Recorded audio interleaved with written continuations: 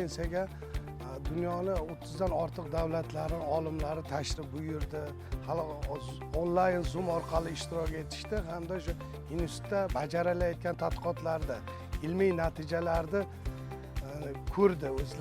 O'zlari ko'rib, hamfikrlikda yana nimalarni kelgusida tadqiqotlarni amalga oshirish lozim. Shular bo'yicha bir qancha muzokaralar bo'ldi. Ilmiy tadqiqotning natijalarini joriy qilishni muhokama qilindi.